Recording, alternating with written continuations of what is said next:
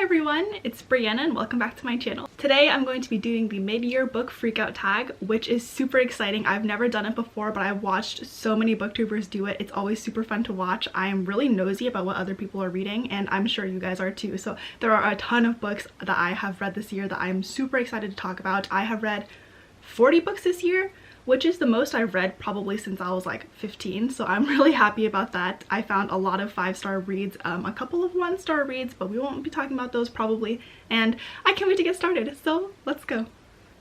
So the first question, we're starting off strong. It is the best book that you've read so far in 2020. If you follow me on social media, the answers should not surprise you. Two of my favorite books this year are Clap When You Land and The Poet X by Elizabeth Acevedo. Her writing is so beautiful and moving and emotional. I think both of these are YA contemporaries if you're looking for something in that genre. They're so well written that I feel like it doesn't really compare to other YA contemporaries that I've read this year. These are strong family themes, really moving writing. Her words are just so beautiful. She has a way with words that I've never seen before, and I love Elizabeth Acevedo so much. I recommend her books to everybody. If you have not checked her out before, now is the time. This is the sign to read Elizabeth Acevedo's books. Also, quick shout out to Circe by Madeline Miller. I loved The Song of Achilles when I read it in high school. I read this recently at the beginning of this year and I loved it as well. Madeline Miller's words are just beautiful. The way she writes is amazing. So much of it is quotable, and I loved that Circe was kind of like a feminist retelling of the Odyssey. It was lovely. I highly recommend if you like Greek mythology. So the next question is the best sequel you read in 2020. This year I've read not that many sequels, and to be honest, a lot of them were really disappointing for me. So I think by default, Crooked Kingdom by Leigh Bardugo wins for best sequel I've read so far. I gave it, I think, a 4 out of 5 stars. I loved Six of Crows. Crooked Kingdom was good as well. I really love the characters that she writes, and I think that's part of the reason why I rated it so highly, is because I liked to see where all the characters ended up and what happened to them. So that was a big reason why I gave it a 4 out of 5 stars. But yeah, I don't know. My luck with sequels this year hasn't been that great. So this is a default winner, not something that I would particularly say is one of my favorite books I've ever read. The next question is a new release that you haven't read but you want to. For this, I have a couple of books, some I already own. I have here The Mountains Sing by Nguyen Phan Nguyen Mai. If you have seen my book haul, I was starting to read this a little while ago, but it is a book that follows a daughter or granddaughter and her grandmother during their time escaping from Vietnam during the Vietnam War. It is heavily emotional. I'm Vietnamese and both of my parents are refugees from the war, so you can imagine like my big familial ties with this book, how much this story represents what's happened to my family. My mom read it. It was deeply emotional for her, and she said it represented a lot of her journey coming to the United States, and I started reading like 50 pages in and it was just so emotional for me that I had to take a break. I just wasn't in the right mindset to be reading something like this that was so deeply personal. So I want to read it at some point. My mom had nothing but high praise for this, says now it's one of her favorite books that she's ever read, which is not a small thing coming from my mom. So this is definitely on my TBR. I have to get through this at some point. I think maybe when I'm in a more emotionally secure spot to be able to read something like this. Besides Mountains Sing, there's also The Henna Wars by Adiba Agadar, which was a recent release that I'm really excited about. This follows the story of 2 teenage girls. Our main character, Nishat, is Muslim and she is a lesbian, but she's not out to her family yet. Her childhood friend comes back into her life and they begin to fall in love, and she has to be able to come to terms with either staying in the closet with her family or accepting who she is and then being able to pursue the person that she loves. I cannot wait for this. I've heard nothing but good things. I follow Adiba on Twitter and she has been so excited about the success of her debut novel, so I'm really excited about this one. I bought it. The cover is really pretty. I love the art style. I love supporting Own Voices books, so this one, really excited for it. Fourth question is, what is your most anticipated release for the second half of 2020? For me, there are 3 that I'm in particular very excited about. First is Vicious Spirits by Kat Cho. It is a sequel to Wicked Fox, which is a YA fantasy that I read this year. I'm really excited. Wicked Fox was a big surprise for me. I wasn't anticipating liking it, but I really enjoyed the characters. I liked the storyline. I liked the Korean mythology that was embedded in this story, and I cannot wait to read the sequel. I can't wait to see what the characters are up to now, how they're going to be dealing with the events that happened in the original novel. So that's one I'm really looking forward to, and I think it comes out in August, so not too long for a wait on that one.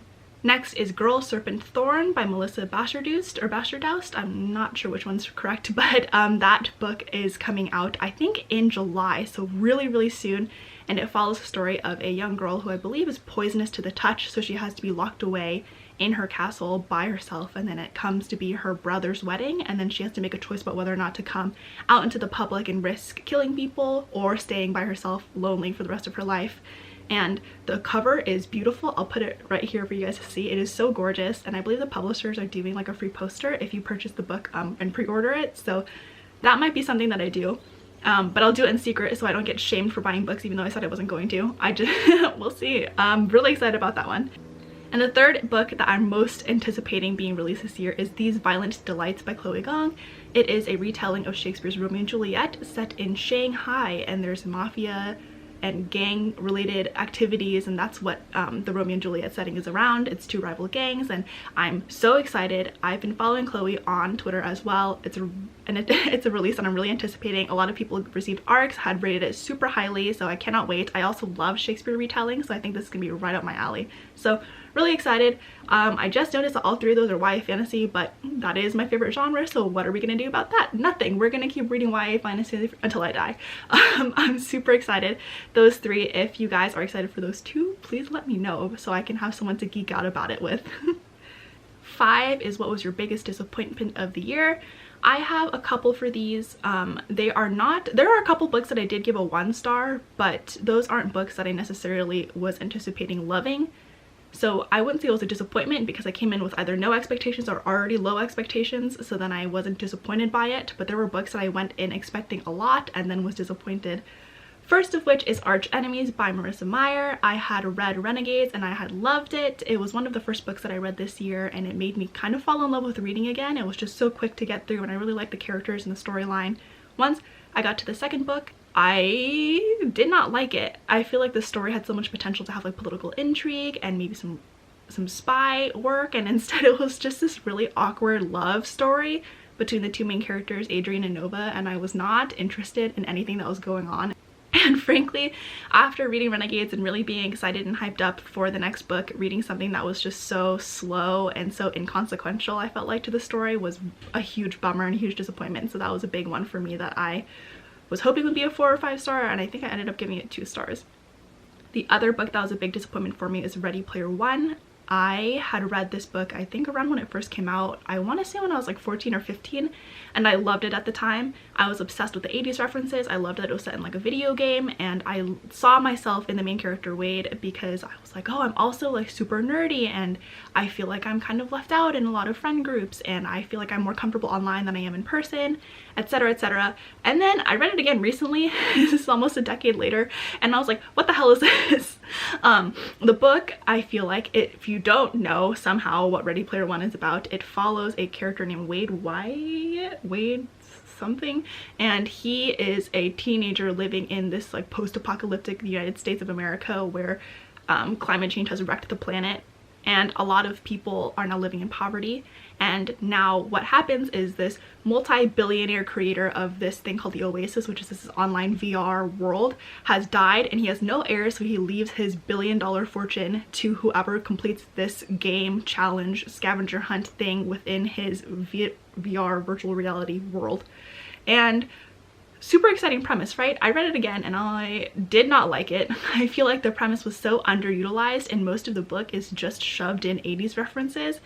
And a lot of the characters are like really weirdly racialized. There's 2 Japanese characters who appear in the novel, and they are like these really creepy, like weird stereotypes of what people think Japanese people are like. And I don't know, I felt really uncomfortable reading it. I also, just in general, the writing style was so like 2012 Tumblr, which is probably why I liked it when I first read it. But there were scenes where Wade, the main character, would beat some other character in naming 80s references, and he'd be like, yeah, you got like pwned, nerd, and then everyone in the room gets up and claps. It was so obnoxious, and the writing style was so cringy. I couldn't get past it. I gave it a 2 out of 5 stars, and I was really sad that one of the books that I liked a lot when I was a teenager ended up not holding up to the test of time. So that was a big disappointment for me. 6th is biggest surprise. For me, I have not read a lot of YA contemporaries recently that I've liked. There are a ton that I read and then just didn't finish because I was really bored, and I didn't even bother logging them on my Goodreads because I just didn't get that far in. and I didn't name them. I didn't want to make people feel bad for liking them, so there was just a ton that I read I was not into. I gave up on them. And the ones that I did end up finishing, I read Felix Ever After by Kacen Callender. That was a recent release and I loved it. I gave it a 5 out of 5 stars. It was just such a fun, good read. It was really fast. I loved all the characters. It had a love triangle in it, and I think it's like the first time I read a love triangle that I actually felt invested in, and I liked both characters that could have been possible love interests for Felix. And I don't know, I was really pleasantly surprised. I loved that it came out in June for Pride Month, and it was taking place, the book actually was taking place during Pride Month as well. It was awesome. Again, Owen Boyce's rep, the best. I highly recommend everyone read Felix Ever After if you like YA contemporary, if you like romance, if you like good representation. It's everything that you could possibly ask for, so highly recommend Felix Ever After. The next book that I read that was a big surprise for me was Love from A to Z by SKLE. Again, I don't read that many YA contemporaries that I like, and yet this one I breezed through it super quickly. It follows two characters, Zainab and Adam. That's the A and the Z, or the Z and the A. I said it backwards, but regardless, it follows their love story as they both take their spring break in Qatar and they meet each other for the first time. It is so sweet, it's so wonderful. It has Owen Boyce's representation again, Muslim rep. It's awesome. I loved the story. I really loved Zainab, the main character. She was just so wonderful, and I loved Adam, and I loved his relationship with his little sister. It was lovely. I feel like the familial relationships were also wonderful, and I loved it. And it dealt with a lot of very serious problems that I feel like YA contemporaries don't always delve into as directly. This book hit it head on and discussed it right up front, talked about the problematic aspects of certain things, and about how people tend to just turn a blind eye to a lot of injustice and wrongdoings in the world, and how Zainab has to deal with that kind of issue in her own life about speaking up and then being ostracized for it. Loved it. Loved it. It's amazing. The last big surprise for me was Wicked Fox by Kat Cho. This is not because I didn't anticipate liking it going in, but mostly because a lot of the people I had seen who had read Wicked Fox before said that it was a disappointment for them, that they were expecting a 5-star and they ended up giving it like a 3-star or a 2-star. It was not what they expected it to be, etc, etc. So when I went in to read it, I was a little bit anxious to see what everyone was kind of complaining about. I ended up really liking it. I thought it was a fun story. I thought the relationship was well built up. I enjoyed it. I was invested in the characters. I really enjoyed reading about Korean mythology because the main character is a gumiho. She is a fox, and I like reading stories about Asian fantasy because I feel like I didn't get to see a lot of that representation growing up.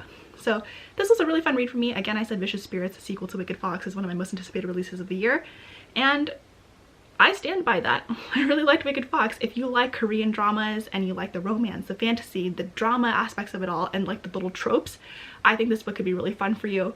If you like K-dramas and you like reading, this is something for you for sure. Question number 7 is your favorite new author. Obviously, my answer to this is Elizabeth Acevedo.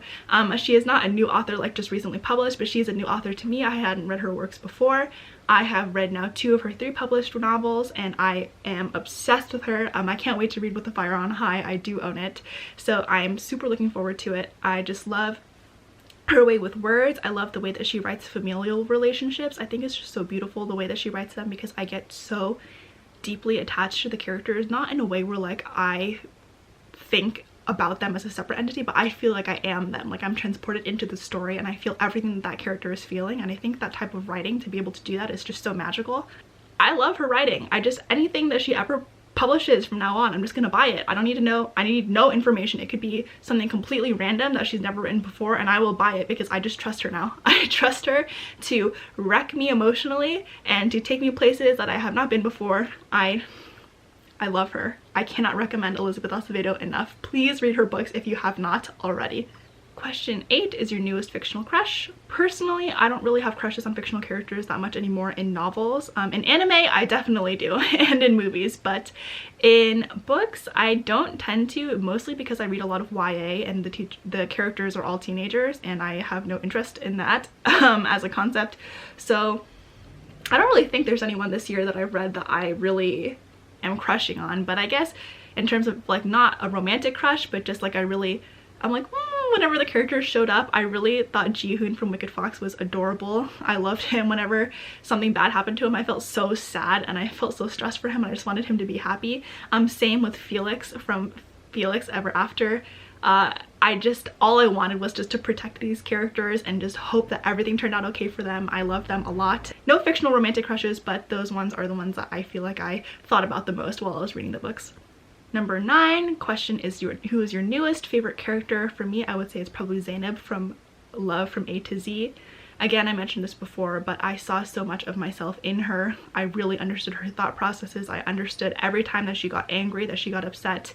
I felt her struggle so deeply, and I empathize with her so much, and I wish I had read this book sooner. And I don't know, I just loved her so much. I can't explain further than that, rather than just I see myself in her. She's one character that I feel like I related completely. I understood everything that she was feeling in the context of the book. Not so much that we have like actual things in common, but her emotional states, like I related. When she got angry with characters in the book, I also got angry with them. I would have been pissed too if some of the things that happened in the book happened to me. With some of these characters that she interacts with, I loved how she was written, and I think definitely she's a character that I'm going to be thinking about a lot as I move into reading new books. Question number 10 is a book that made you cry. There were a couple of books, none of them made me weep per se, but a lot of them made me tear up or cry a little bit or feel really, really deeply emotional. First is Clap When You Land by Elizabeth Acevedo. I had shown you guys that before. The last couple of chapters really hit home for me. For me, it's familial relationships that really get me going, and Clap When You Land has some of the most beautifully written familial relationships. It follows the stories of two girls, one who lives in the Dominican Republic and the other who lives in New York. Their father is taking a flight from New York to the Dominican Republic, and he passes away because the flight crashes. And then because of these events, these two girls learn of the other's existence, and then they have to deal with their father's funeral and of finding out that there's a whole nother family that they didn't know about before. I thought the way that Elizabeth Acevedo wrote that story was just so beautiful and so emotional. I loved the sisterhood aspect of it, and the last few chapters definitely had me tearing up and crying. Softly. It wasn't like a sobbing, but just like a steady stream of tears because I loved the characters so much. If you haven't read Elizabeth Acevedo now, you have to. You just stop watching this video, get her books, and then read them. This is legitimately the only thing that is important to me, is that you read Elizabeth Acevedo's books. In terms of books that made me happy, that is question 11. And I will say Heartstopper by Alice Oseman. This is the first and I believe only graphic novel that I've read so far this year. I absolutely loved it. It was so cute. The art style is adorable. It follows these two characters, Charlie and Nick, as they go to high school and fall in love with each other. The art style is just so adorable and is really fast to read. I think I read it in about 2 hours, and there are some heavier moments, but most of it's pretty light and fluffy about them falling in love and going on dates and hanging out, and it's so cute. I have volumes 2 and 3 as well, so I can't wait to keep reading this story. Question 12 is what's the most beautiful book that you've bought so far this year? Of some classics, I have Pride and Prejudice by Jane Austen. It's green on the sides, and then it's this really pretty blue leather bound on the front, and then there's gold. And then I got this leather bound version of Anna Karenina. This is a hardcover leather bound. It's not bendy, and it's gold along the edges. It's super pretty. It has a little bookmark in it. I think it's just so lovely. This is the back. The pattern is really nice. So yeah, when I saw it in the store, I decided to pick it up. The other ones that I think are beautiful, yes, Elizabeth Acevedo again. This is basically just an Elizabeth Acevedo fangirl video. This is With the Fire on High. The cover without the dust jacket on it has fruits, and I think it is just so cute. I love when the actual hardcover part and not the dust jacket is pretty. I feel like not a lot of books are doing that these days. They kind of just rely on the dust jacket art being beautiful, and then the actual book itself is just like white or black or just a plain solid color. And Elizabeth Acevedo's books, I think minus the Poet X, they all have a really pretty cover without the dust jacket on it. I loved holding it when I was reading it because I'd just be like, it's beautiful. And you can see I marked it up too with some sticky notes. Loved it very much. The final question is, what are some books that you need to read this year that you haven't read yet? And I have a few answers for this. There are a million books that I need to read that I haven't yet, but there are some that I think are the most important. Is The Ballad of Songbirds and Snakes. I got this a little bit after it came out, and I, for whatever reason, still haven't read it yet. It's just been sitting on my shelf taunting me. I wanted to reread the Hunger Games trilogy again before I reread this prequel, but I haven't had the chance to finish them yet. I'm only like halfway through the Hunger Games, the original one, and I just don't remember anything that happens in the story, so I didn't want to jump into this and like miss all the references, miss all of the build-up that was in the original trilogy that I just forgot about. So I thought it would be worth to read the trilogy again before jumping into this, but this one is a must. Everyone and their mom has already read it and has been talking about it, and I've been missing out on all the conversations, so this is urgent. Lastly, the books that I really want to read and haven't yet is the Broken Earth trilogy by N.K. Jemisin. I recently purchased these ones, and oh my god, everyone has been recommending these books for so long. I haven't tried that much adult fantasy yet, and I want to venture out. People say that this is like the best adult fantasy they've ever read, that N.K. Jemisin is a legend, that everything that she's ever written is amazing. So many people, regardless of what they typically like, what genre they typically read, if they have read N.K. Jemisin's books, have said that they are amazing. So I have full faith that I'm going to love these. Cannot wait. So excited. And I don't know, might drop everything and read these next, even though I'm in the middle of like 5 different books right now. I might just drop everything and read these because I have FOMO right now. I have N.K. Jemisin FOMO. And yes, if you have read the Broken Earth trilogy, please let me know if you liked it as well. I keep getting yelled at to read it, so don't worry, this one's coming up. And that is my mid-year book freakout tag. Thank you guys so much for watching. Let me know what books you are anticipating to read this year, what your favorites have been so far, down below in the comments. I will see you again next time. Bye!